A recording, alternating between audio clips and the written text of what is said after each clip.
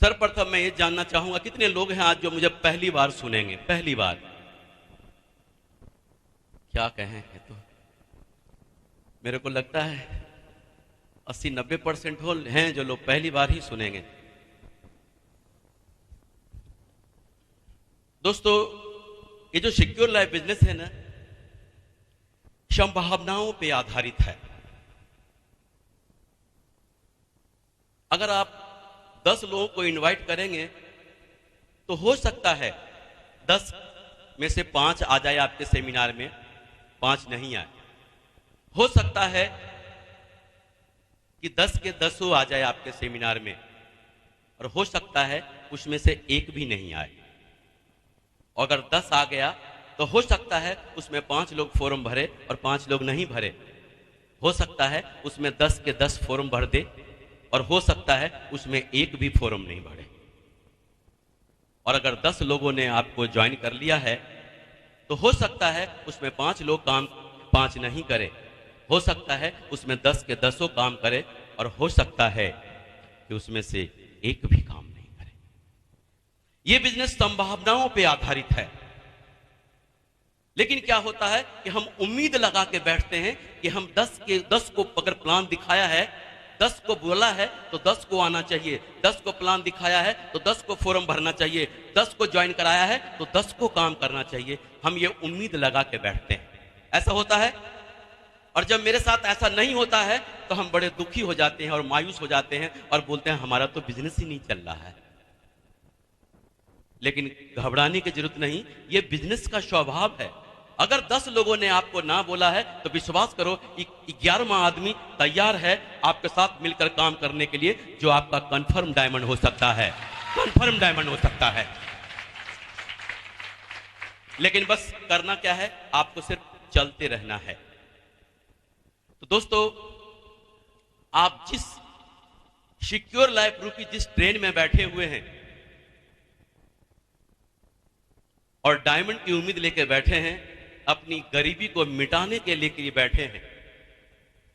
आपने देखा होगा जो राजधानी है उसका नाम राजधानी है, लेकिन वो दिल्ली से हावड़ा जाती है, दिल्ली से लखनऊ जाती है, दिल्ली से ऐसा ज्यादा जाती है कि नहीं, लेकिन नाम क्या होता है, राजधानी।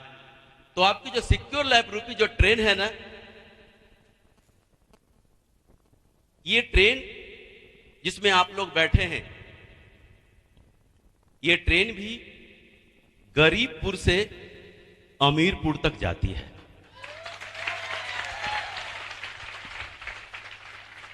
और जिस तरह ये ट्रेन गरीबपुर से अमीरपुर जाती है, तो ट्रेनों का स्वभाव होता है जब निश्चित गंतव्य जगह से जब गंतव्य जगह तक जाती है तो बीच बीच में ढेर सारे स्टेशन मिलते हैं और वहां रुकती है।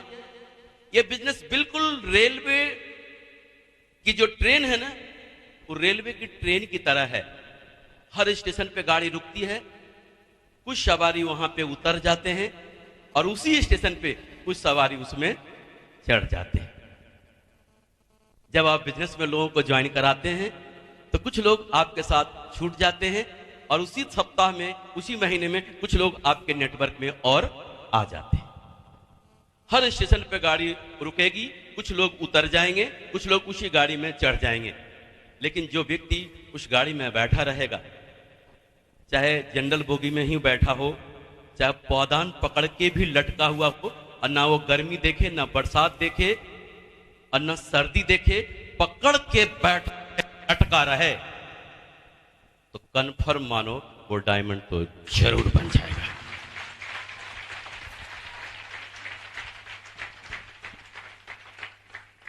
लटका हुआ व्यक्ति भी डायमंड बन सकता है, बशर्ते वो छोड़े नहीं तो निश्चित है कि हम लोग उस ट्रेन में बैठे हुए हैं, आप लोग जो डायमंड बनना चाहते हैं। और जब इस ट्रेन में बैठे हैं तो इस ट्रेन का जब गाड़ी स्टार्ट होती है तो इसका जो पहला स्टेशन आता है, उस स्टेशन का नाम है विरोधपुर। पहला स्टेशन का नाम है विरोधपुर।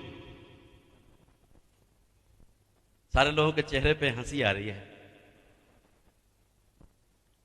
क्योंकि देखिए कहा जाता है नो चेंज नो चांस, मोर चेंज मोर चांस।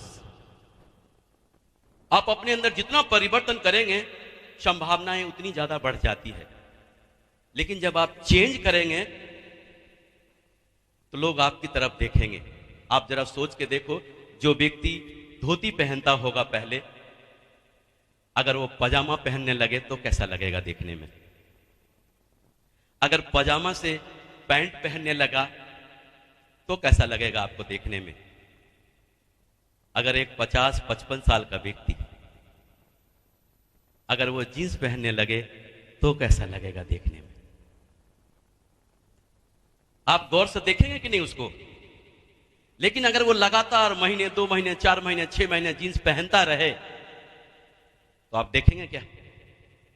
आपको पता है ये तो पहनते ही हैं। दूसरे लोग जो 1 साल पहले या 2 साल पहले उन्होंने धोती पहने हुए देखा था और जिन्होंने जींस पहने हुए देखा तो वो आंखें फाड़ के देखेंगे, अरे ये तो दूसरा बोला छोड़ना यार, ये तो यही पहनते हैं। जब आप चेंज करेंगे तो लोग आपका विरोध करेंगे, लेकिन जब आप उस चेंज को बरकरार रखेंगे तो लोग आपको एक्सेप्ट कर लेंगे।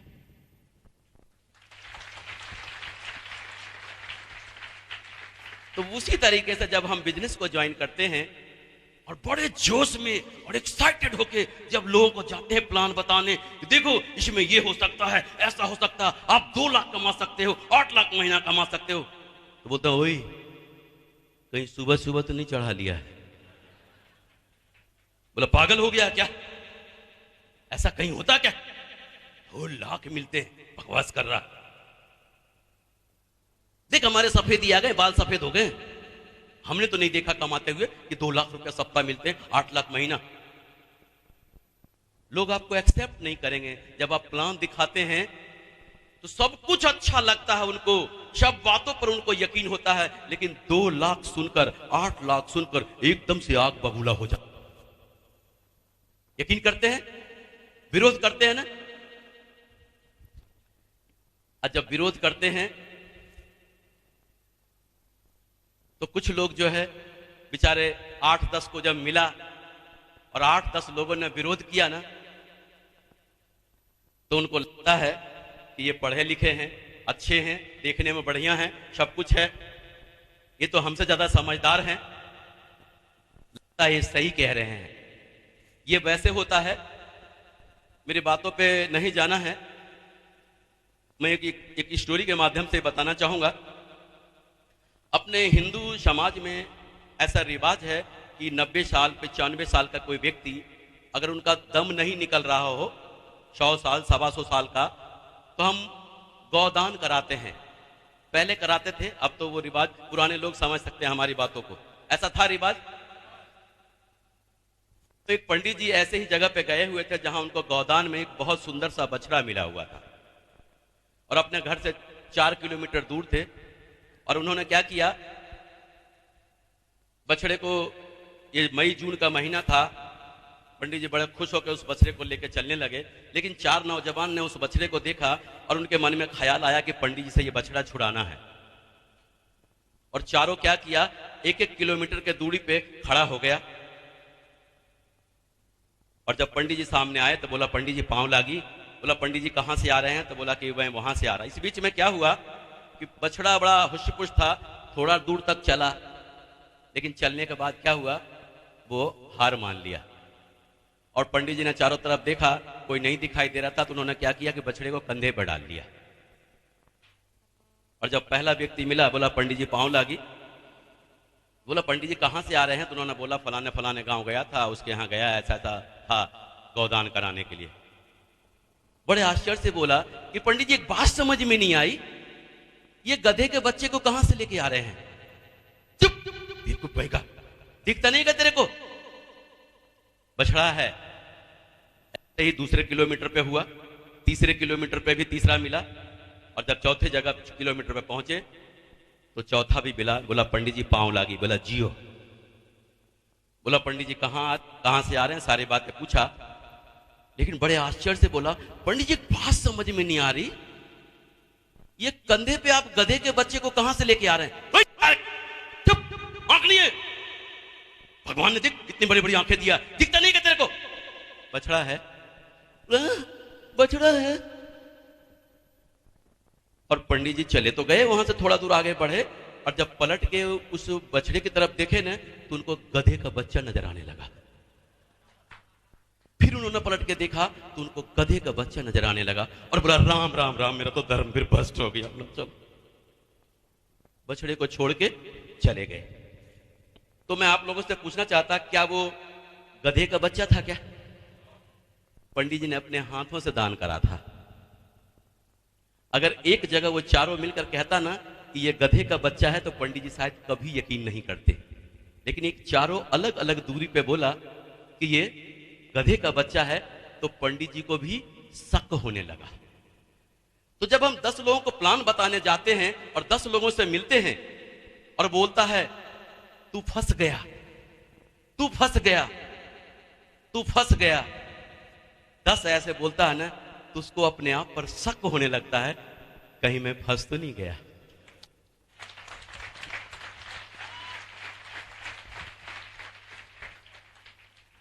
और बेचारे एकदम से कोमा में चले जाते हैं। अपलाइन फोन करेगा, उठाएगा नहीं, घर पे मिलने जाएगा तो बच्चे से कहलवा देगा, बोल दो है नहीं। अगर दूर से भी देख ले तो रास्ता कट मार लेगा।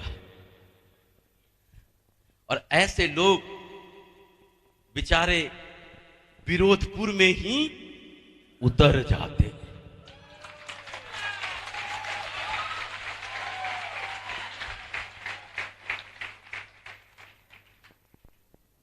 क्या हम लोग विरोधपुर में उतरेंगे? उतरेंगे? तो बधाई हो, अगला स्टेशन आपका इंतजार कर रहा है।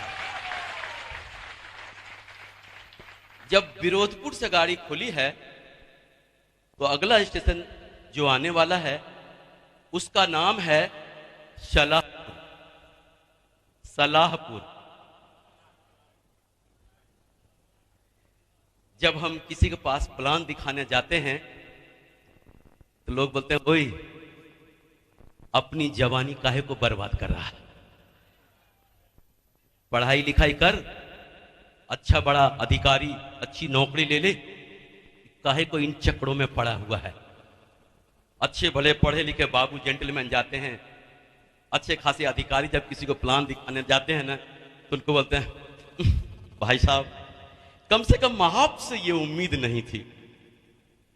अरे आपको कोई काम ही करना था तो हमसे बोल दिया होता, 1-2 काम हम आपके लिए ढूंढ देते बढ़िया सा, आपके मतलब का।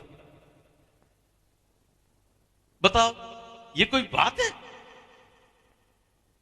और वो चला देते फिरते।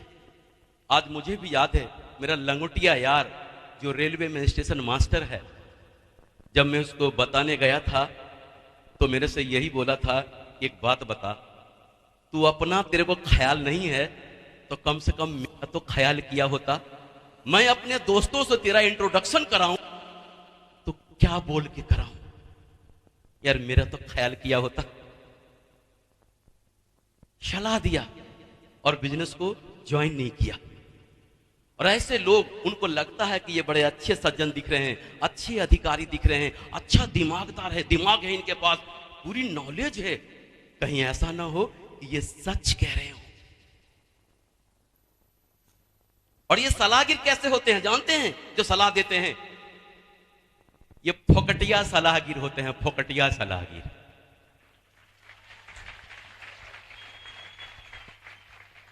फोकटिया सलाहगिर को समझते हैं? मेरी बात समझ रहे हैं?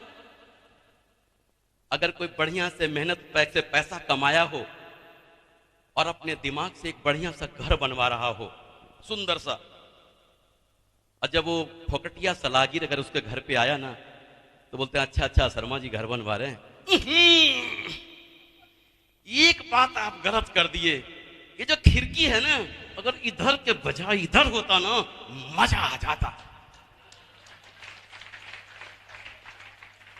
अरे पैसा मेरा लग रहा है और तेरे को मजा नहीं आया। ये कौन होते हैं? फोकटिया सलाहगीर, जो फोकट के सलाह देते हैं बगैर पैसे। अगर आपको बढ़िया सलाह चाहिए ना तो मार्केट में कंसल्टेंट बैठे हैं जो फीस लेते हैं सलाह देने की, फीस लेते हैं। लेकिन ये ऐसे लोग होते हैं, आई नो ऑल, मैं सब जानता हूं, फोकटिया सलाहगी, चप्पल फटफटा रहे होंगे ऐसे पजम्मे में। और देखना जो बोलते ना आई नो ऑल, कंप्यूटर के बारे में चाहे जानते हो ना जानते हो पूछ लो, क्रिकेट के बारे में जानते हो या ना जानते हो पूछ लो, जिस मामले में आपको सलाह लेना है फोकटिया सलाहगीर से मिल लो। वो एक्सपर्ट होते हैं, खानदानी सलाहगीर कहते हैं जिनको। बेचारे कुछ लोग हमारे फोकटिया सलाहगीर के चक्कर में पड़ जाते हैं और सलाहपुर में ही उतर जाते हैं।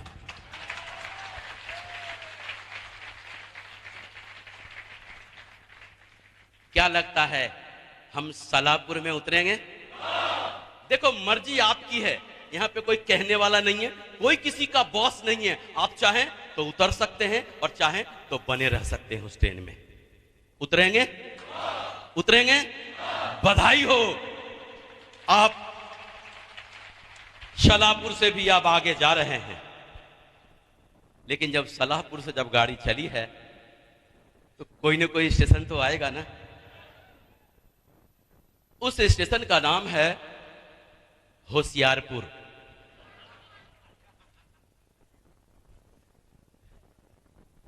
होशियारपुर बड़ा खतरनाक स्टेशन है और वहां अच्छे अच्छे दिग्गज उतर जाते हैं। जबकि लीडर का मतलब है कि उन्होंने सारा काम करना सीख लिया है।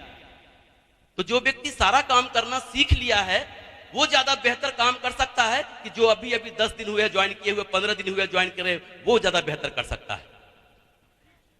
और जो सीख लिया वो बोलता मैं लीडर हो गया, और लीडर काम नहीं करता।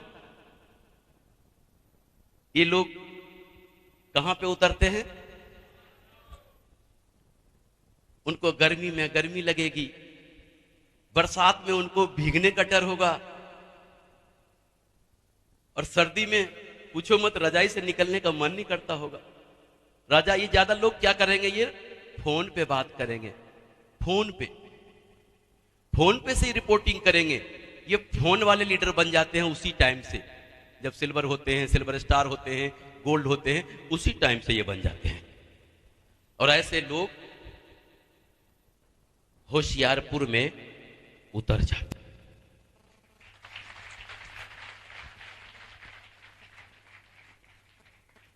तो मैं ये उन लीडर से बोलना चाहता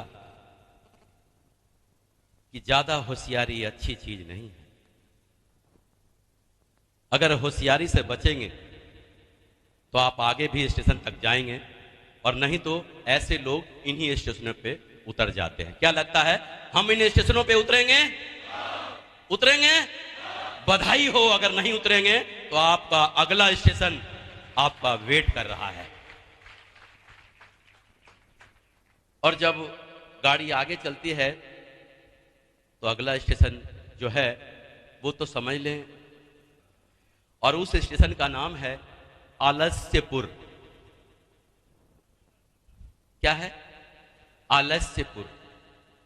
ये लोग कहां चले जाते हैं? ये लोग ट्रेनिंग में भी नहीं आएंगे, सेमिनार में भी नहीं आएंगे, रोज नए नए कपड़े बदल रहे होंगे। एटीएम में डाला, निकाला, हर शादी को अटेंड कर रहे होंगे, जन्मदिन को, हर मुंडन को, हर जो भी समाज में, दोस्तों में जो भी एक्टिविटी हो रहा हो, हर जगह मौजूद होंगे। खूब जम के कपड़े, दनादन पैसे तो आ ही रहे हैं, धकाधक डाला एटीएम में, निकाला, सूट है, पैंट है, एक से एक ड्रेस मटेरियल है, एकदम बाल काढ़ के तन के चलते हैं। और कोई भी वो क्या सोचते हैं, कभी आएंगे भी तो सेमिनार खत्म होने से एक बार झांक लेंगे, हमारे ये नौकर चाकर आए हैं कि नहीं।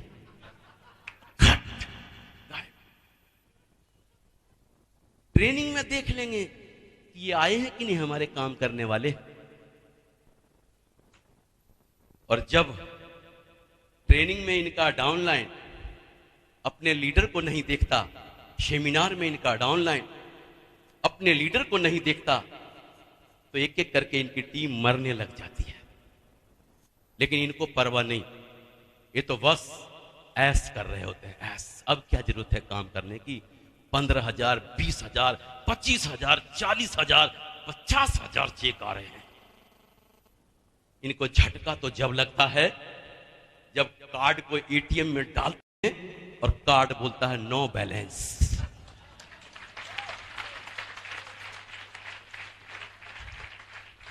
तो उनको लगता है कि ये एटीएम मशीन कोई प्रॉब्लम होगी, फिर से डालते हैं, बोलता है नो बैलेंस।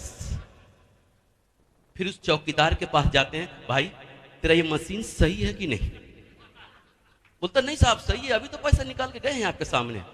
बोला अच्छा। फिर से डालता है कि शायद निकल जाए, नो बैलेंस। बोला यार तू बेवकूफ है, तेरा मशीन बेकार है। और फिर बैंक में जाता है, भैया चेक करना मेरा अकाउंट। तो बोलता है इसमें तो पैसा ही नहीं है, नो बैलेंस। अब उनको झटका लगता है और बोलते हैं ए क्या हुआ, कब हुआ, कैसे हुआ, जाने ना।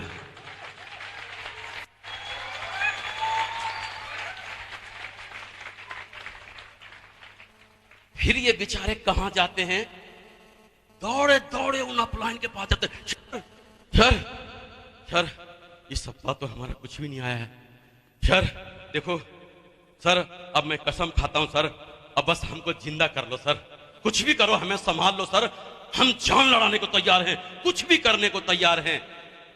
लेकिन अब जो एक बार सोच लिया ना कि मैं काम नहीं करूंगा, तो वो बिल्कुल कोमा की स्थिति में चला जाता है। वो जाके वहां कहता है कि दोस्त अब जो हुआ तो होने दो, अब मैं आपके साथ हूं, जहां आपका पसीना बहेगा वहां मैं खून बहाऊंगा। वो बोलते हैं नहीं, मेरे को नहीं काम करना, मेरे को नहीं बनना डायमंड। क्यों? कि जब उसको जरूरत थी उसकी, तब उसने साथ नहीं दिया। और जब एक बार आदमी का मन काम से उचट जाए तो हट ही जाता है। और वो बेचारे जानते हैं, जब लाख कोशिश कर लेते हैं, अपलाइन से खुद भी प्रयास कर लेते हैं, और वो व्यक्ति जब एक साथ नहीं आता है, तो फिर से वो अगर डायमंड बनना है तो अपना बैग उठाते हैं और फिर से बेचारे काम करना शुरू करते हैं। फिर उनका 1,000 का चेक आता है, फिर 2,000 का आता है, फिर 3,000 का, और वो आखिर में उनसे पीछे पीछे के लोग आगे बढ़ जाते हैं और वो बहुत बाद डायमंड बनते हैं। और नहीं तो कुछ लोग वहीं पे अलविदा कह देते हैं इस बिजनेस को।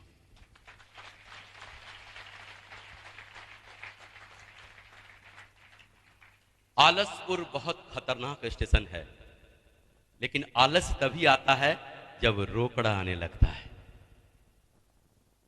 तो दोस्तों, मैं ये रोकड़े वाले से कह रहा, चाहत ये होनी चाहिए कि 10,000 का चेक आया है तो 15 का आना चाहिए, 15 का चेक आया है तो 20 का होना चाहिए, 1 लाख का आया है तो 2 लाख का आना चाहिए, ये चाहत होनी चाहिए।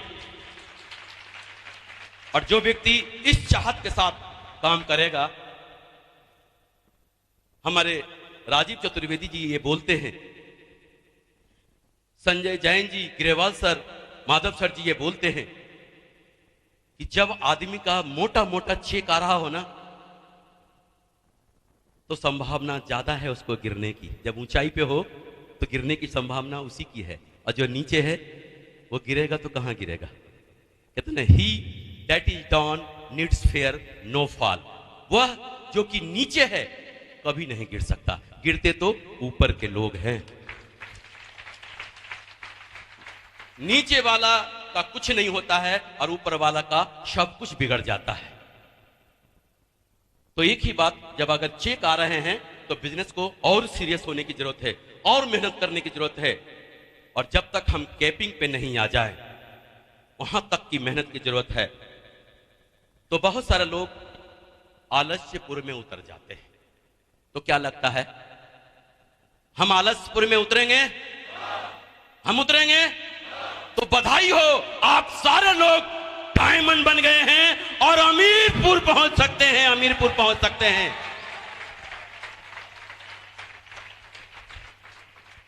अगर इन स्टेशनों का ख्याल रख लिया, पहला क्या कौन सा है, दूसरा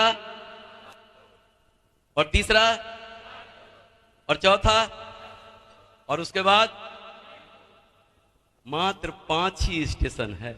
अगर 5 स्टेशन तक इसको मजबूती से पकड़ लिया तो आप अपने खानदान का टाटा बन सकते हैं, टाटा।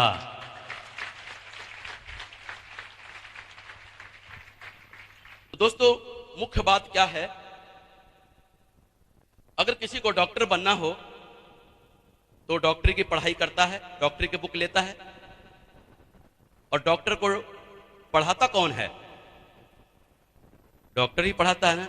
किसी को लॉयर बनना हो तो वहां भी वही बात होता है, किसी को सीए बनना है तो वहां भी यही बात होता है ना। सीए ही पढ़ाते हैं, कोई लॉयर ही पढ़ाते हैं, और वो सीए की बुक पढ़ता है, लॉयर की बुक पढ़ता है। ऐसा नियम है ना, और नियम पूरे दुनिया में काम करता है। अगर हम लोगों को भी डायमंड बनना है तो हम लोगों को कौन पढ़ाएगा, और हम लोग कौन सी बुक पढ़ेंगे, डायमंड वाली। अगर डायमंड की पूरी सिलेबस आपके पास है और सिलसिलेवार अगर आपने उसको पढ़ा तो आपको डायमंड बनने से कोई नहीं रोक सकता। लेकिन दिक्कत तो जब आती है जब हम लोगों को बुक लेने के लिए बोलते हैं, फोल्डर लेने के लिए बोलते हैं, सीडी लेने के लिए बोलते हैं, तो बोलते हैं सर अभी तो चेक आने दो, अभी तो 1 रुपया कमाया नहीं है और पहले कह रहे हो कि ये लो। ऐसा होता है। अगर कोई मोटरसाइकिल का मैकेनिक है, मैकेनिक बनना चाहता है, अगर मैकेनिक है तो 10, 20, 25, 50 मोटरसाइकिल की रिपेयरिंग कर देता है ना। लेकिन अगर कोई मोटरसाइकिल का मैकेनिक बनना चाहता है और उससे अगर वो बोले कि भैया ठीक है एक मोटरसाइकिल सही कर दो यार, एक ही तो करना है, कर दे, तो चाहे वो एक मोटरसाइकिल सही करे, चाहे 2 करे, चाहे 1000 करे, उसको मोटरसाइकिल का मैकेनिक बनने के लिए सीखना पड़ेगा ना। तो इस बिजनेस में लोग क्या करते हैं, अरे बस 2 ही लोगों को तो ज्वाइन कराना है, और इसके लिए बोलता ट्रेनिंग में चलो फ्राइडे को। हमारा दिमाग खराब है क्या, मैं ट्रेनिंग में जाऊं? 2 लोगों को ज्वाइन कराने के लिए भला ट्रेनिंग की क्या जरूरत है? अभी ले मैं 1 मिनट में 2 को ज्वाइन कराता हूं। एक मोटरसाइकिल को सही करने के लिए भी आपको सीखना पड़ेगा, तभी आप उसको सीखेंगे, तभी उसको आप सही कराएंगे। तो चाहे 2 लोगों को ज्वाइन कराएं, चाहे 1 लोगों को ज्वाइन कराएं, चाहे 2000 लोगों को ज्वाइन कराएं, इसके लिए सीखना पड़ेगा कि नहीं?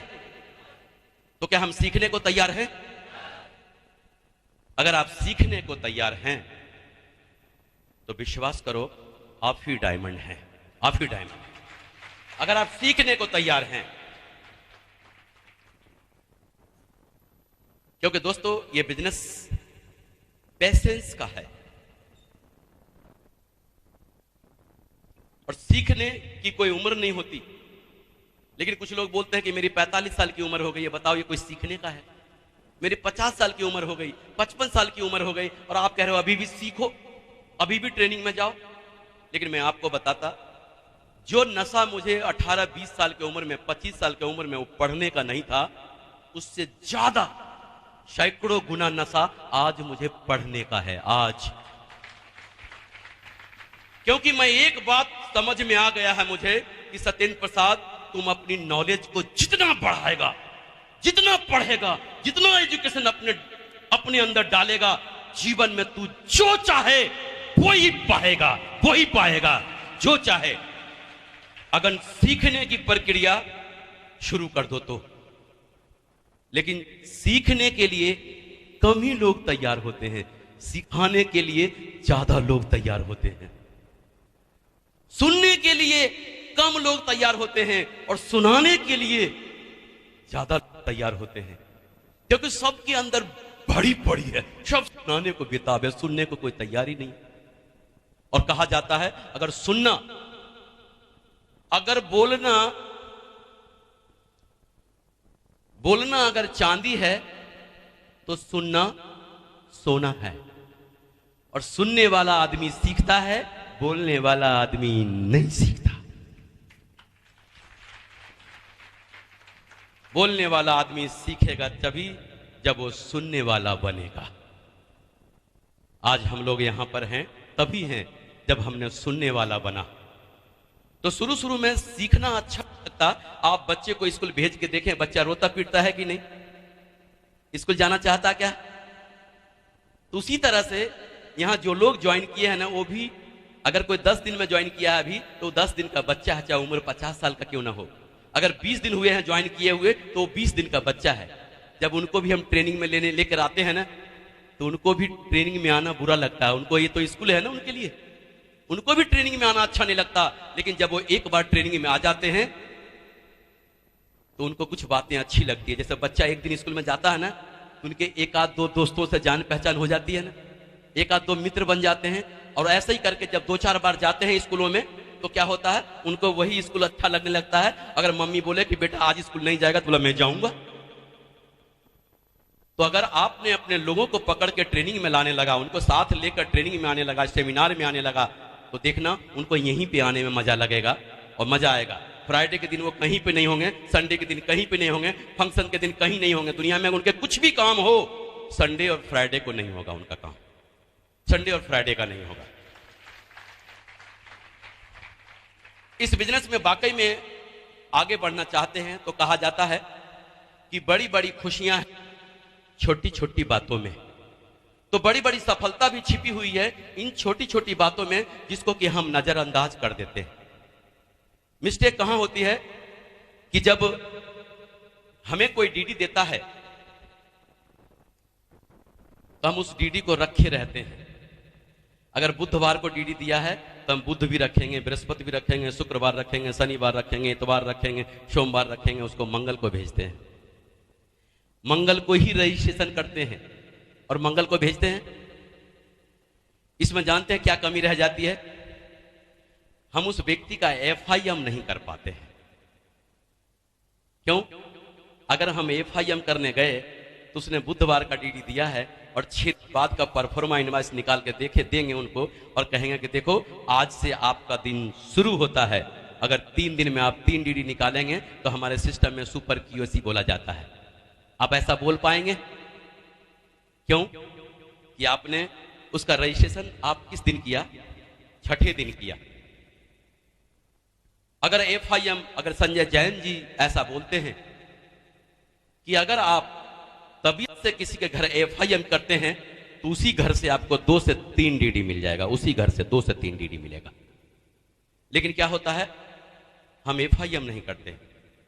उसकी वजह क्या है कि हम सेम डे में उनका डीडी नहीं डिस्पैच करते। अगर डीडी डिस्पैच भी नहीं करते हैं तो अगर उनका रजिस्ट्रेशन सेम डे कर दें, क्योंकि आपको मालूम है कि मंगलवार के दिन यहां पे से ग्रीनिंग शुरू होती है, क्लोजिंग मंगलवार को, तो आप मंगलवार को उनका डीडी भेजें, मेल करें, लेकिन रजिस्ट्रेशन इंटरनेट पे सेम डे जिस दिन डीडी दिया है उसी दिन करके उनके घर एफआईएम करने चले जाएं।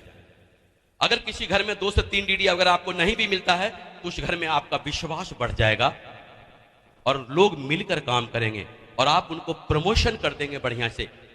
प्रमोशन कैसे? कि बधाई हो दोस्त, फ्राइडे का जो ट्रेनिंग अरेंज किया गया है आपने उसको क्वालिफाई किया है और आपको फ्राइडे की ट्रेनिंग में बैठने का परमिशन मिला है। अब किसी को आपने बोला कि आप क्वालिफाई किया है और आपको बैठने का परमिशन मिला है, तो वो दिन मिस करेगा क्या?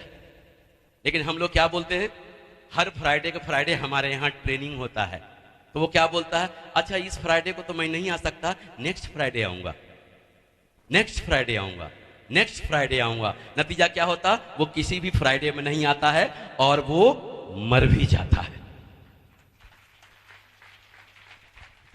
आप उनका एफआईएम करें, ये नहीं बोल के कि हर फ्राइडे के फ्राइडे ट्रेनिंग होता है, और उनको ट्रेनिंग प्रमोट करें, टूल्स प्रमोट करें।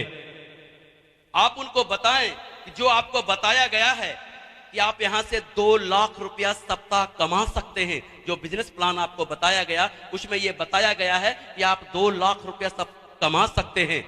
लेकिन 2 लाख रुपया सप्ताह कैसे कमाएंगे, ये बुक है, ये प्लान फोल्डर है और ये वीडियो है, ये आपको 2 लाख रुपए सप्ताह कमवा सकता है, ये कमवा सकता है।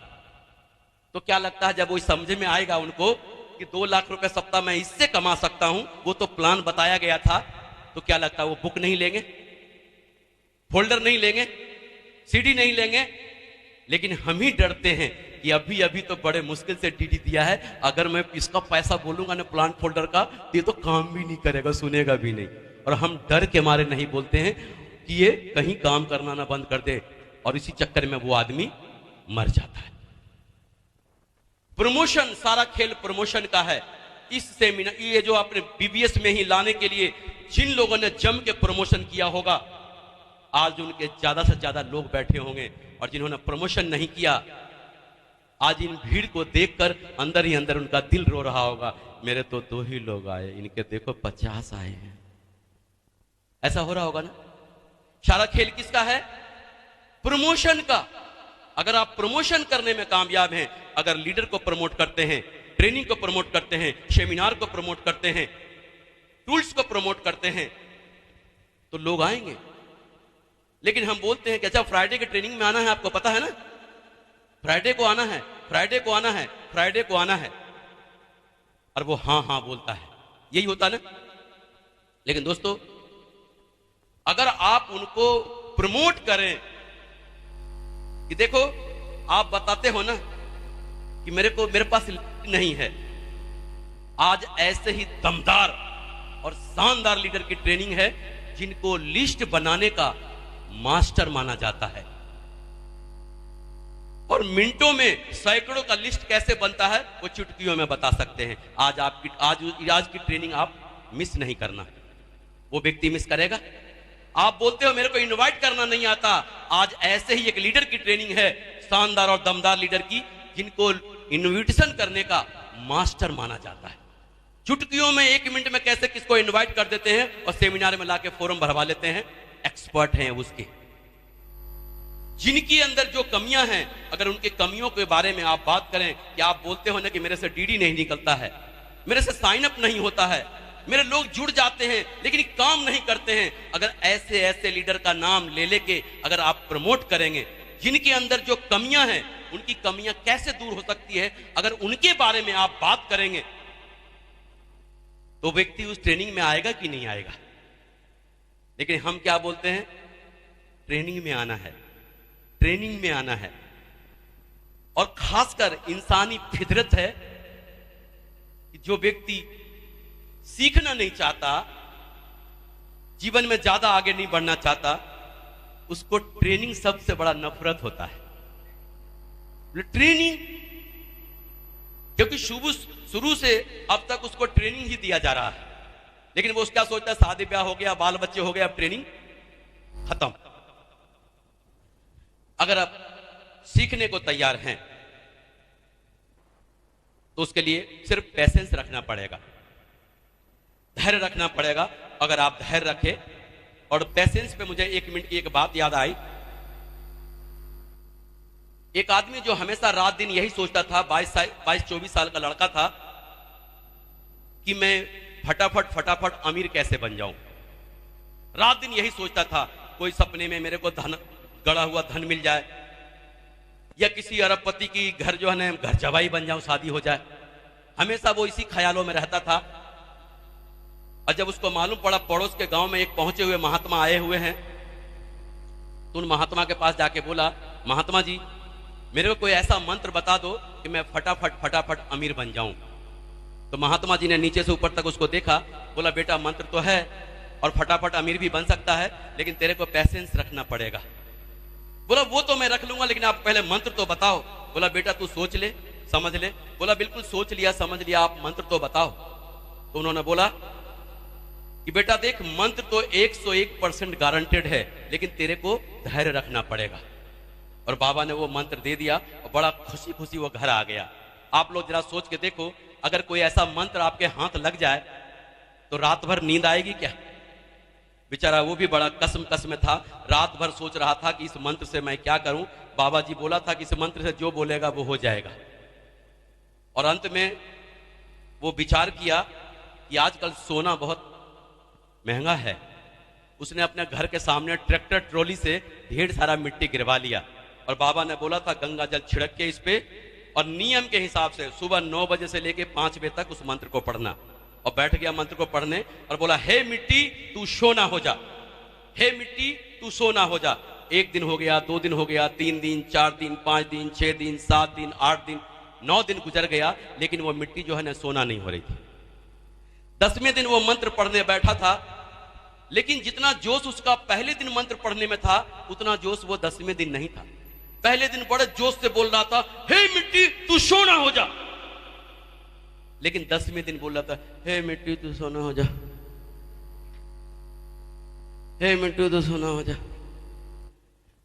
और शाम के जब 4 बज गया ना तो उसका धैर्य जवाब दे गया और गुस्से में बोला हे मिट्टी अगर तू सोना नहीं होती तो कम से कम लोहा ही हो जा। वही वो पल था, वो जो बोलता वो सच हो जाता। पूरे मिट्टी का ढेर लोहे में बदल गया।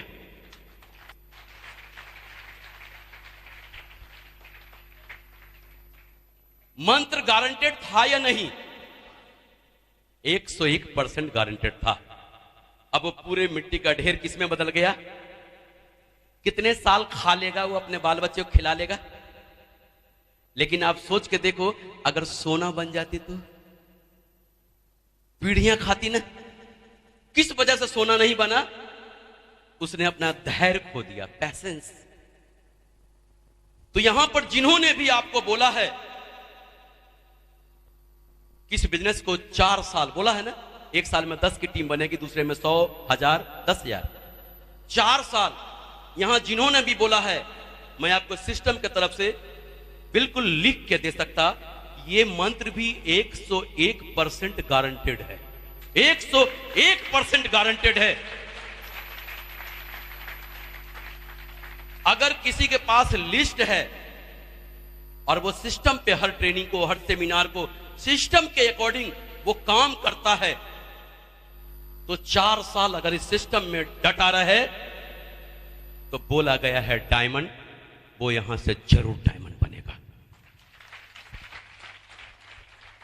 और जब 4 साल गुजर जाए और वो डायमंड नहीं बने तो उसका जाके गिरेबान पकड़ लेना, जिसने आपको बोला था कि 4 साल में डायमंड बनेगा।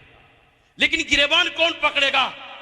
जो 4 साल तक टिकेगा, जो 4 साल तक टिकेगा, गिरेबान वही पकड़ सकता ना। अगर 4 साल जो टिकने का वादा कर दे तो डायमंड बनने से कोई नहीं रोक सकता। आप लोगों को कोई नहीं रोक सकता। होनेस्टी को पकड़ के रखना है, ईमानदारी को। बाहर की दुनिया में कलयुग है, झूठ साथ चलता होगा, लेकिन इस बिजनेस में सतयुग है, प्योर सतयुग है। ये बिजनेस प्योर सतयुग है।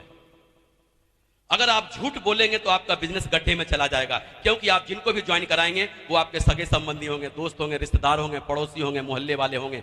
अगर आपने उनको झूठ बोल के ज्वाइन करा लिया तो हो सकता आज उसको पता नहीं है, आज वो नया है, लेकिन 2 महीने बाद, 6 महीने बाद, 1 साल बाद वो नया नहीं रहेगा। और जिस दिन उसको पता चलेगा इस व्यक्ति ने मुझे झूठ बोलकर ज्वाइन कराया है, तो आपके रिश्ते खत्म हो जाएंगे। रहीमन धागा प्रेम का कट। इस बिजनेस में अगर झूठ बोलने का मतलब है आप अपनी कब्र खुद ही तैयार कर रहे हैं, और किसी भी इंसान के लिए उससे बुरा दिन नहीं हो सकता जो अपनी कब्र खुद ही तैयार कर रहा हो।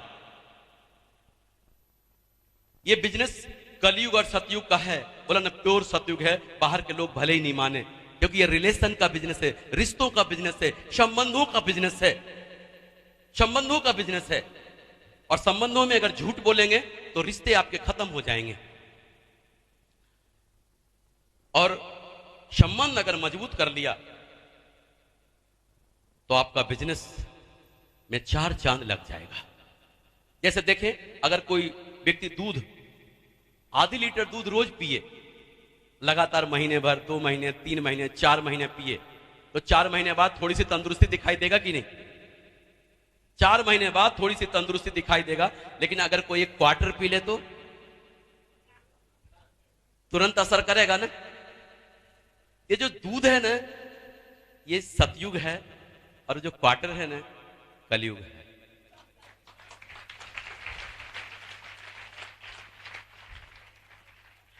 कलयुग है, झूठ जल्दी प्रभाव में आ जाता है, लेकिन विश्वास करो जीत हमेशा सच। के बिजनेस के बारे में मैं भी नहीं सोचा था, और कोई अगर कंपनी बोले ना तो पानी तो छोड़ो, मैं उसको बैठने भी नहीं दे सकता था। वो इंसान मैं आपसे बात कर रहा।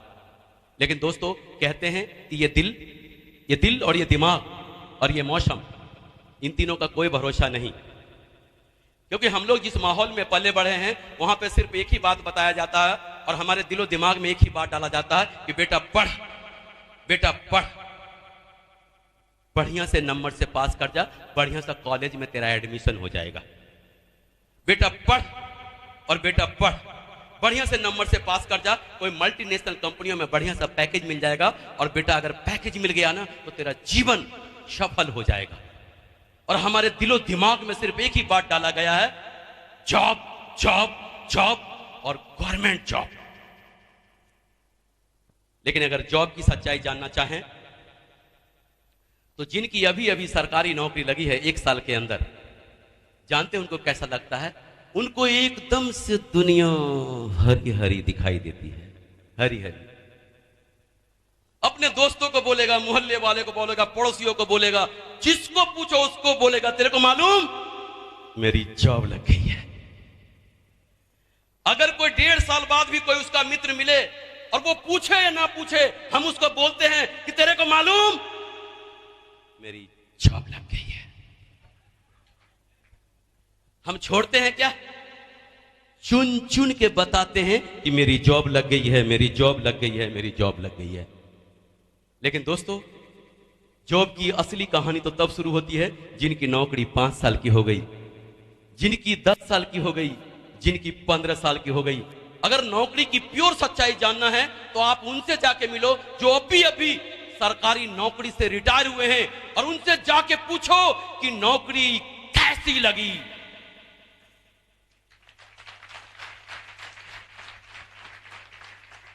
मैंने अपने ही घरों में देखा है, मेरे दादाजी जितने भाई सारे रेलवे में नौकरी करते थे, हमारे पिताजी जितने भाई वो सारे भाई रेलवे में नौकरी करते थे।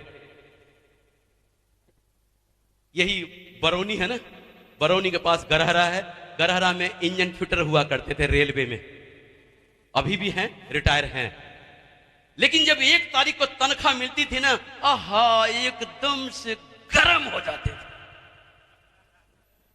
1 तारीख को जब तनख्वाह मिलती थी, अपने ही आंखों से मैंने देखा है।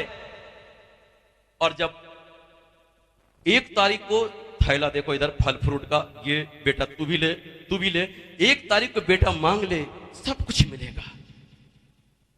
लेकिन मैंने उसी पिताजी को देखा है 15 तारीख आते आते नरम होते हुए भी देखा मैंने इन्हीं आंखों से। और महीने के आखिर में 25 तारीख आते आते पक्के बेशर्म होते हुए देखा। एक 500 का नोट दियो, 1 तारीख को दे दूंगा, 1000 का नोट दियो, 1 तारीख को दे दूंगा।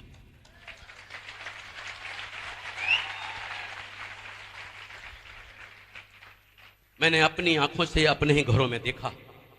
दोस्तों नौकरी इस बात की गारंटी है कि आपको कभी भूखा नहीं मरने देगी, लेकिन यह बात भी तय है कि नौकरी जीवन में कभी भी आगे नहीं बढ़ने देगी, कभी भी आगे नहीं बढ़ने देगी नौकरी, कभी भी आगे नहीं बढ़ने देगी नौकरी। लेकिन सभी दीवाने नौकरी के, मैं भी था, लेकिन मेरी है कि लगी नहीं।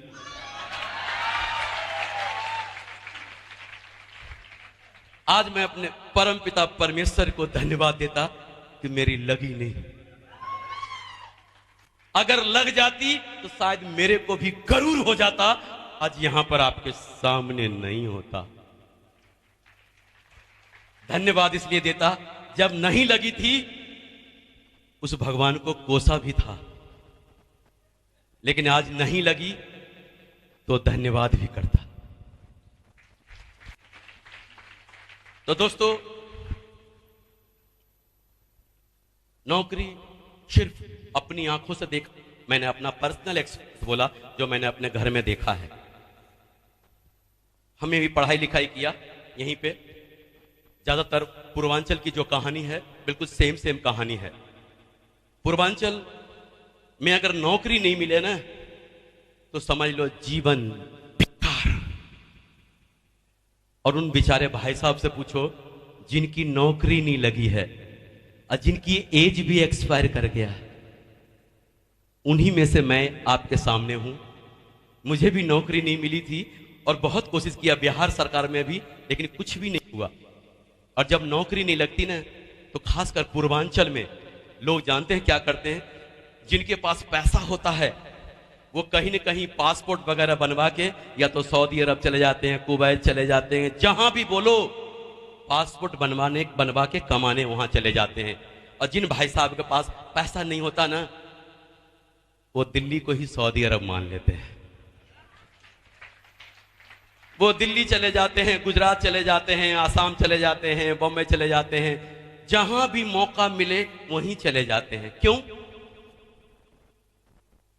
क्योंकि यहां पर लघु उद्योग की कमी है और लघु उद्योग नहीं होने की वजह से एक 100 रुपया भी कमाना चाहे कोई तो उनको 100 का भी नौकरी नहीं मिलता, रोज का 150 कमाना चाहे, 200 कमाना चाहे, रोज का।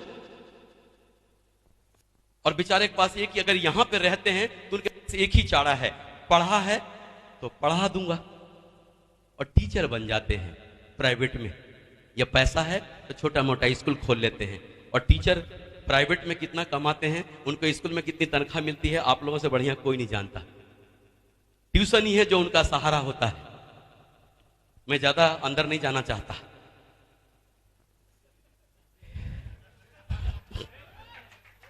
देखो मेरी भावनाओं पे जाना है, मैं अपनी बात बता रहा। मेरे मन में भी था कि क्या करूं, टीचरों का जो दर्द देखा था तो मुझे लगा कि वो दर्द नहीं सहना है मुझे। तो मैंने देखा अक्सर जब लोग सऊदी अरब से आते हैं ना, आहा पूछो मत, एकदम दूल्हे का माफिक बन के आता है, धन्ना सेठ बन के आता है वो 3 साल 2.5 साल बाद, और इतनी बड़ी बड़ी बात करता वो आदमी, पूछो मत। बोला अब तो टाटा बाय बाय कर दिया सऊदी अरब, अब तो अपना बिजनेस यही करूंगा। और जहां महीना 2 महीना 4 महीना 6 महीना रह गया ना अपने घर में, जैसा गया था ना वैसा ही बन जाता से। और फिर जुगाड़ लगा के ले लगा के वो कहीं से फिर उसी वीजा पे वापिस चला जाता है और बोलता है बस आखिरी बार जा रहा हूं, आखिरी बार, अब नहीं जाऊंगा।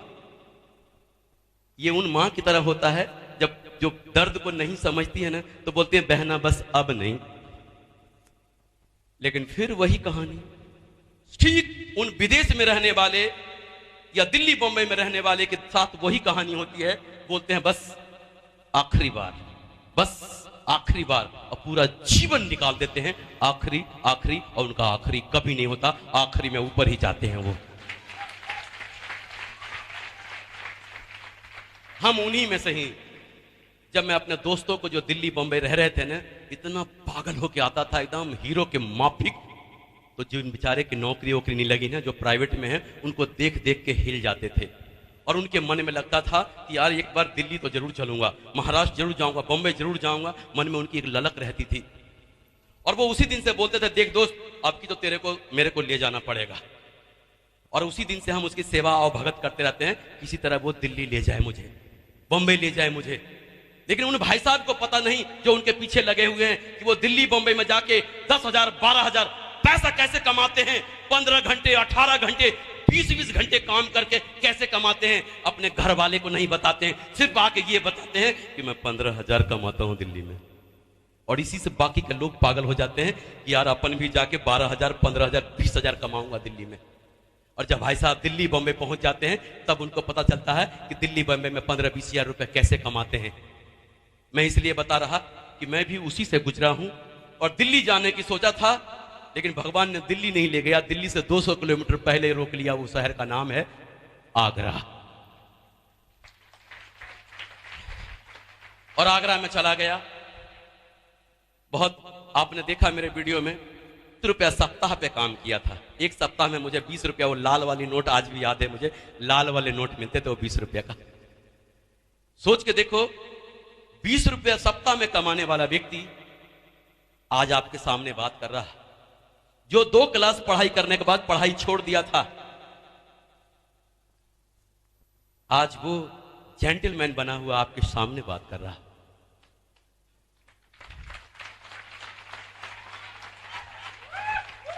लोग बोलते हैं क्या फर्क पड़ता है, मुझे अंग्रेजी बोलना नहीं आता तो क्या फर्क पड़ता है? अरे 30,000 रुपया में मैं 2 अंग्रेजी बोलने वाले को रख सकता हूं, एक लेफ्ट में एक राइट में, 2 को रख सकता हूं। इन भाई साहब ने अंग्रेजी में क्या बोला मेरे को हिंदी में समझाओ, और मैंने हिंदी में क्या बोला इनको अंग्रेजी में समझाओ।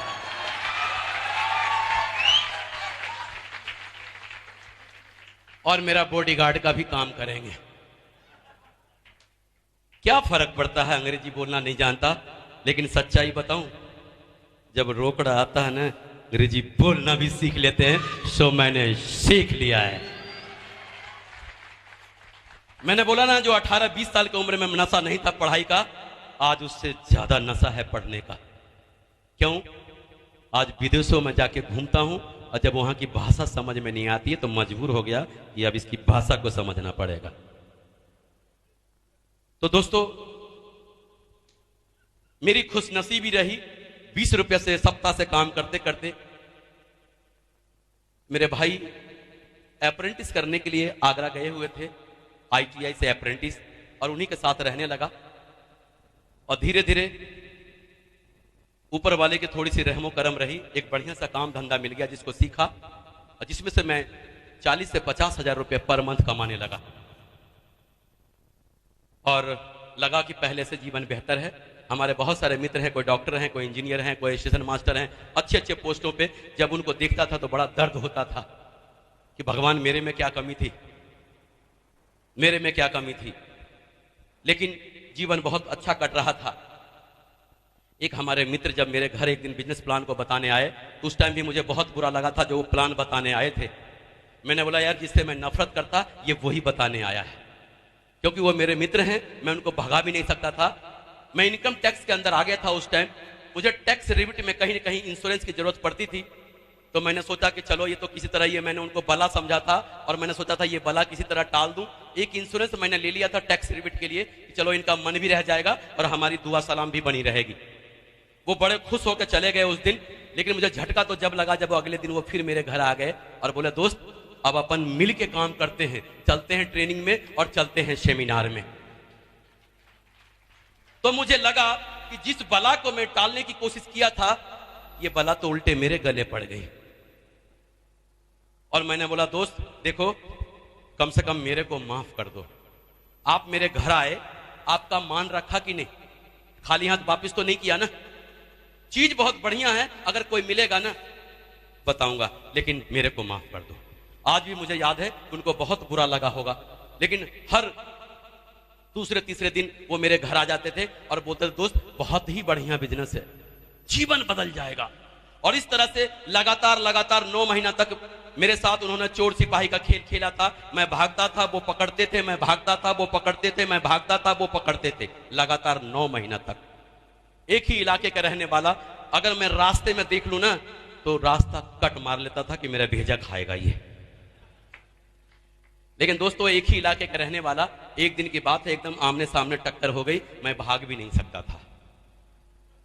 उन्होंने बोला, दोस्त मैं देख रहा हूं कि तू बहुत परेशान है। मैंने कहा, परेशान तो छोड़, दोस्ती वोस्ती हमारी सब खत्म। उन्होंने देखा कि ये वाकई में काफी परेशान है, तो बोला, दोस्त ऐसा करते हैं, एक दिन का समय मुझे और दे दो, उसके बाद कभी भी इस बिजनेस के बारे में बात नहीं करूंगा, पुराने दोस्त बन के अब मैं आपके साथ रहूंगा।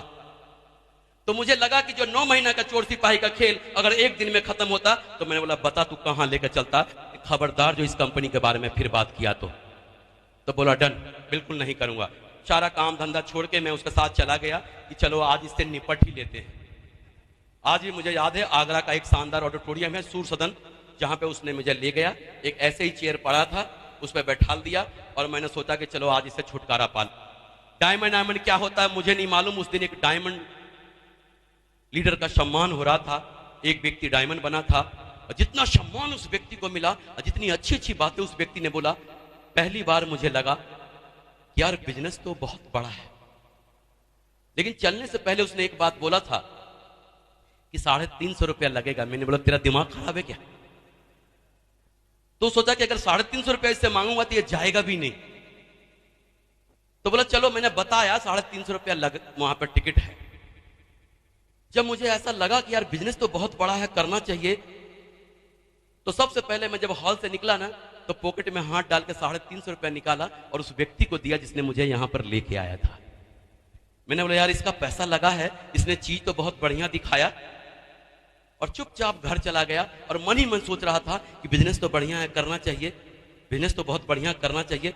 लेकिन अगले पल लग रहा था कि लोग क्या कहेंगे कि तू 40 से 50 हजार कमाता है, तेरे को यही मिला, इससे अच्छा तू ये कर लेता, वो कर लेता, ऐसा कर लेता, वैसा कर लेता। इसी डर के मारे मैं किसी को बोलता नहीं था। कभी कभी मुझे लगता था कि ये मेरे बहुत अच्छे मित्र हैं, चलो मैं इनको बोल देता हूं, लेकिन अगले पल लगता था कि अगर मना कर दिया तो मेरे को बहुत गुस्सा आएगी। इसी डर के मारे मैं बोलता नहीं था। जैसे आपने देखा ना, मन बहुत करता था कि मैं कहूं, लेकिन मैं कहता नहीं था। बहुत सारे हम उम्र हमारे यहाँ बहुत सारे हैं, पुराने पिक्चरों में देखा होगा कि हीरो हीरोइन एक दूसरे से बहुत प्यार करते हैं, लेकिन पिक्चर के आखिरी तक एक दूसरे को आई लव यू नहीं बोल पाते हैं।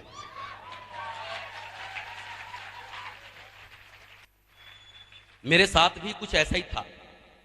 मैं बोलता था कि मैं कह दूं, लेकिन कहता नहीं था। अगले दिन मेरा मित्र फिर आया मेरे घर, लेकिन 9 महीने बाद पहली बार मुझे बुरा नहीं लगा। चाय पानी नाश्ता भी कराया।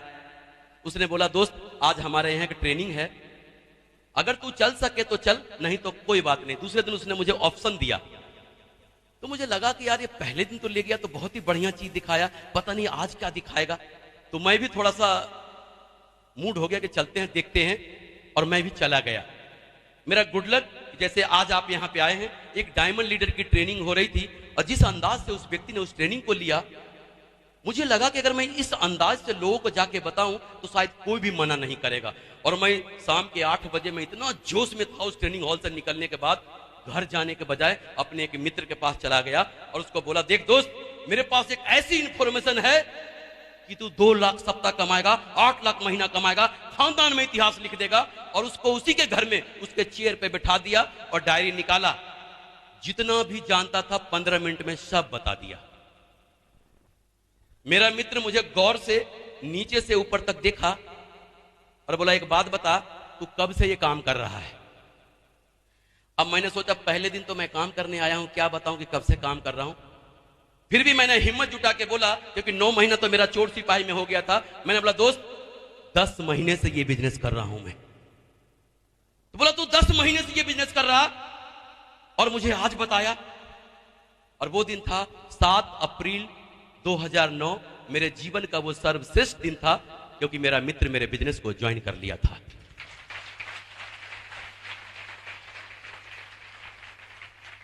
जब वो ज्वाइन कर लिया तो मैं सोच रहा था कि लोग क्या कहेंगे, लेकिन उल्टा ये शिकायत कर रहा कि तूने पहले क्यों नहीं बताया। वो दिन था और आज का दिन है, मैंने पलट के नहीं देखा, काम करता चला गया। जो मैं वहां पे अपने बिजनेस में महीने में 50,000 कमाता था, उससे ज्यादा जब मैं सप्ताह में कमाने लगा तो मैं बड़ा कसम था कि मैं वो वाला बिजनेस करूं या ये वाला करूं, वो वाला करूं या ये वाला करूं। और अंत में मैंने एक कठोर डिसीजन लिया। जो 35 साल का मेरा बिजनेस कारोबार था, मैंने उसको अलविदा कह दिया, छोड़ दिया और full time secure life business करने लग गया।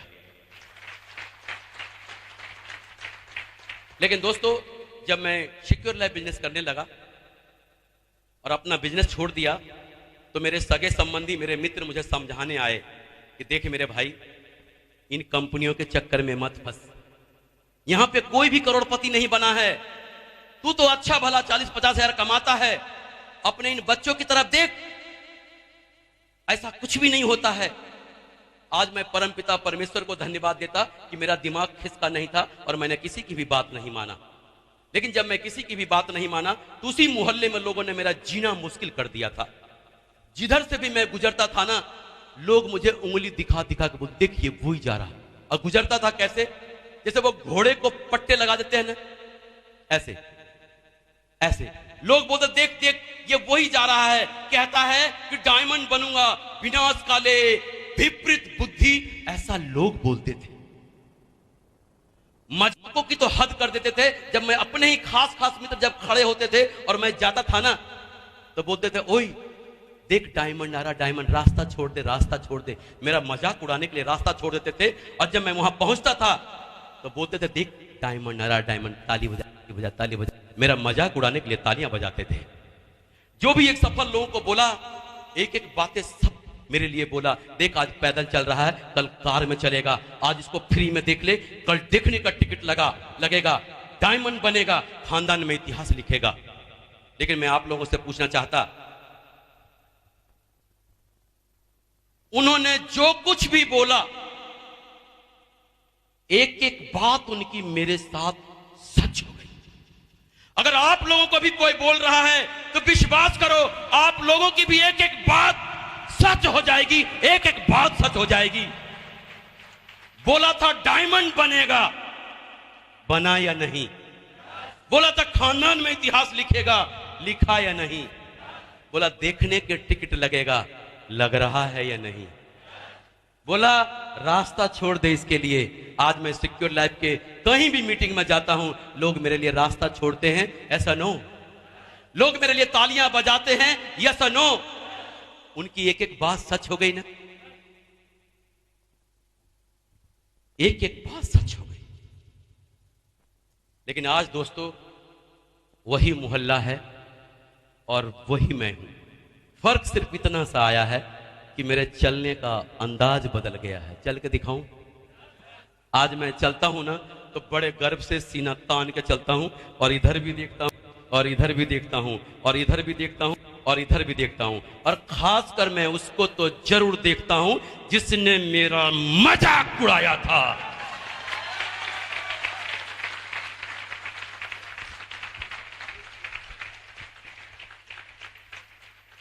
उसको तो मैं जरूर देखता हूं, और जब नजरें मिलती है ना तो नजरें झुका लेता है, बोलता है ये सच कहा था, जो कहा कर दिखाया।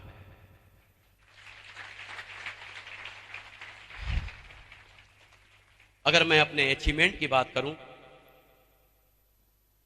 मेरे 2 बच्चे हैं। मेरा बेटा एमएससी एग्रीकल्चर कंप्लीट कर चुका है, सारे लोग जानते हैं।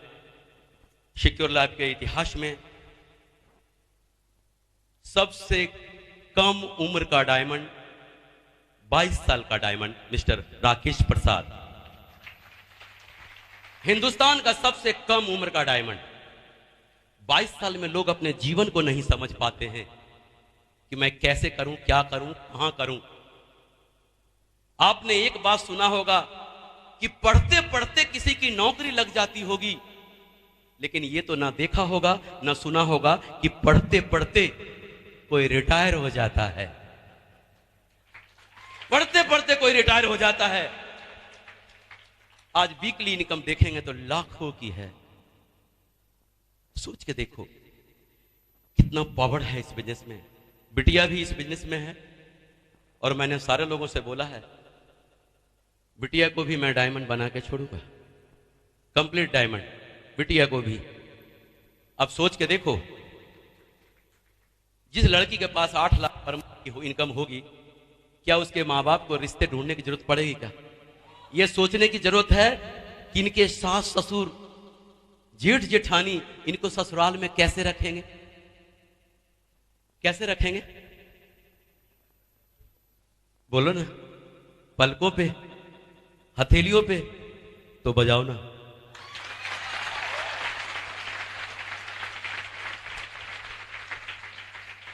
आज अगर मैं बात करूं तो अपने अचीवमेंट की ज्यादा बात नहीं करूं, सिर्फ इतनी सी बात करूं।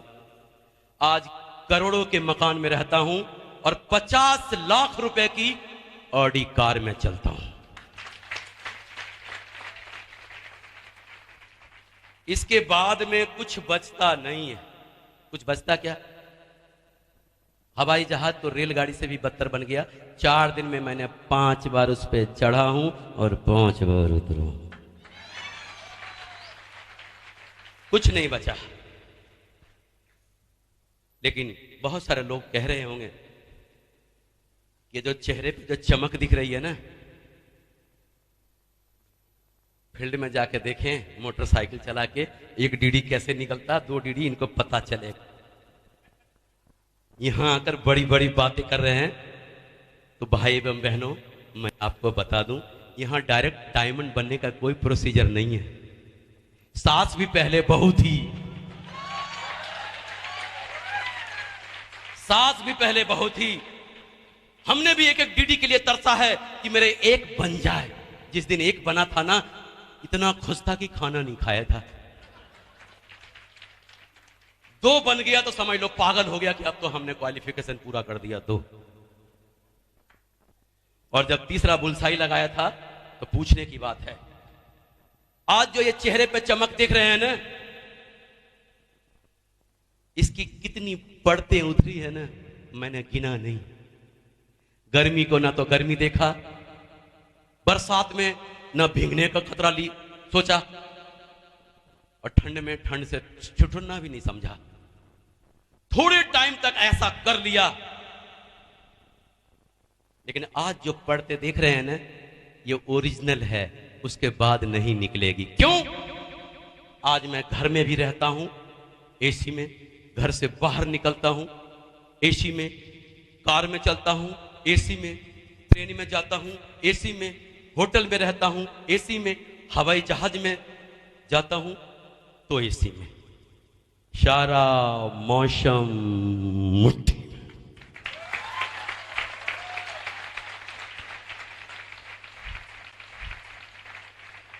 थोड़े दिन तक सह लिया ये सब चीज, थोड़े दिन। अगर जीवन भर सहना होता तो मैं क्या, कोई भी नहीं सहता। लेकिन थोड़े दिन ऐसा सहने के बाद जिस तरह का जीवन चाहिए आप जी सकते हो। भगवान का धन्यवाद करें, दुनिया का बेहतरीन बिजनेस सिक्योर लाइफ के रूप में आप लोगों को मिला है। आप लोग खुश नसीब हैं कि दुनिया का सबसे बेहतरीन बिजनेस आपके पास है। और भगवान ने आपको एक मौका दिया था, एक मौका दिया है। बाहर की दुनिया में मुझे कोई भी नहीं मिला ऐसा एक भी व्यक्ति जो इस मैट्रिक पास सत्येंद्र प्रसाद को बोले कि सत्येंद्र प्रसाद मैं तेरे को डॉक्टर बना दूंगा, आपको इंजीनियर बना दूंगा, अधिकारी बना दूंगा। एक भी आदमी नहीं मिला मुझे ऐसा 50 साल की उम्र में ऐसा बोलने वाला। लेकिन सिक्योर लाइफ बिजनेस में एक व्यक्ति मुझे मिला जो मुझे यकीन दिलाया, विश्वास दिलाया कि सत्येंद्र प्रसाद आप यकीन करो, आपको मैं डायमंड बना दूंगा, सिर्फ चलते रहो। और मैं उस व्यक्ति की बात मान लिया और आज आप लोगों के सामने, आज आप लोगों के सामने इस उम्र में मैंने एक ही बात देखा कि भगवान ने ये आखिरी मौका दिया है। देखो 100 साल 125 साल बाद इस दुनिया से जाना पड़ेगा ना, वहां जाकर आप भगवान से शिकायत भी नहीं कर सकते कि भगवान आपने मुझे अमीर बनने का एक मौका नहीं दिया। बोलेगा वो सिक्योर लाइफ दिया था कि नहीं। अब आप तो भगवान से भी शिकायत करने लायक नहीं रहे, तो अब मौका आपके हाथ में है, चाहे भगवान से शिकायत करो जाके, चाहे बन जाओ। और आज दोस्तों, शुरू में मैं यही सोचता था कि ये फंसने फंसाने वाला बिजनेस है। अगर ये फंसने फंसाने वाला बिजनेस होता तो राजीव चतुर्वेदी जी ने संजय जैन जी को फंसाया,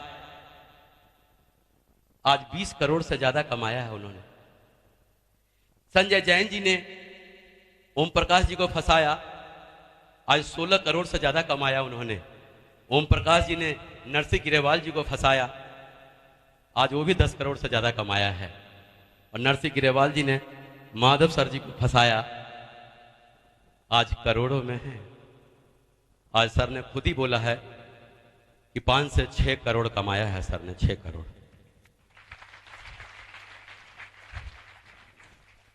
और सर ने मुझे फंसाया,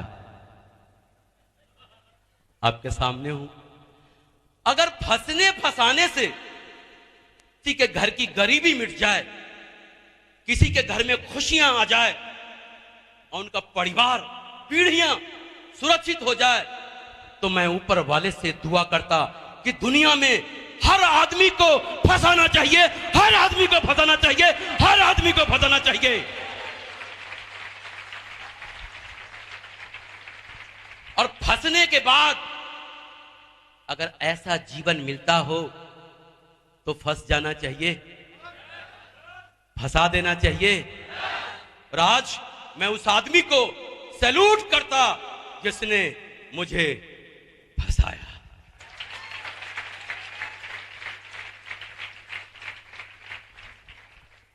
और आज अगर मैं ये बात कहूं, ये तो बिहार के शहर का जो मोकामा का जो औंटा ग्राम का ये सत्येंद्र प्रसाद जो है ना, सचमुच का रईस हो गया, रईस। क्यों? कि दोस्तों सिक्योर लैब जो है ना, रईस बनाने की फैक्ट्री है, रईस। लेकिन इस बिजनेस में रईस वही बनता है जो परमानेंट हो जाता है, लगातार ट्रेनिंग में आता है, लगातार सेमिनार में आता है, लगातार फंक्शन में आता है। सिस्टम की जो भी एक्टिविटी हो अगर वो लगातार करता रहे तो कोई माई का लाल रईस होने से उसको नहीं रोक सकता, रईस होने से नहीं रोक सकता। लेकिन आज जो मैं रईस होने की जो बात आप लोगों से कर रहा, मेरे में ऐसी कोई ताकत नहीं थी। ताकत ये शानदार सिक्योर लैब जैसी कंपनी, शानदार सक्सेस सपोर्ट सिस्टम जैसे सिस्टम, और शानदार रॉयल ड्रीमर जैसी ग्रुप, और शानदार हमारे मेंटर। आज अगर मैं आपके बीच रईस होने की बात कर रहा, मेरे में ऐसी कोई बात नहीं थी। और आज जो कुछ भी हूं इन्हीं लोगों के वजह से। तो मैं चाहता हम अपने महागुरु के लिए एक जोरदार तालियां